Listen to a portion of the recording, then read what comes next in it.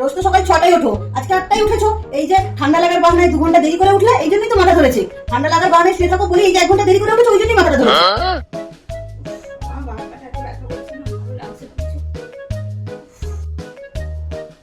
বৌমা, কি হয়েছে?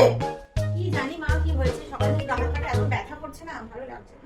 এখন আর তোমাদের কি কাজ? সবই তো হাতের কাছে হয়ে যায়, মেশিনে আর ইয়েতে, কারেন্টে। তোমাদের তো কোনো কাজ করতে হয় না, বডিটাকে নাচাও না, ঘোরাও না বলেই তোমাদের এরকম অসুখ হয়। একটু কাজ বাজ করো সকাল 6টা থেকে উঠে, তাহলে দেখবে সব ঠিক হয়ে গেছে। ও বাবা গো, মাথাটা বড্ড ব্যথা করছে গো। ও বাবা, গেলাম গেলাম গো। ও মা, আমাকে একটু বামার ওষুধটা দাও না গো। কেন মা, ওসব বান টান লাগাতে হবে না। আপনি সকালবেলা উঠে আমার সাথে সমস্ত কাজ বাজ করবেন, আর 5টার সময় উঠে যাবেন, উঠে সমস্ত কাজ বাজ করবেন। 24 ঘন্টা সোফাতে আর খাটেতে বসে থাকলে হাতে কল কবজাগুলো বসে যাবে না, তো কি হবে? দেখবেন কাজ বাজ করুন, তারপরে দেখবেন হাতে হাত ব্যথা সব ছেড়ে যাচ্ছে।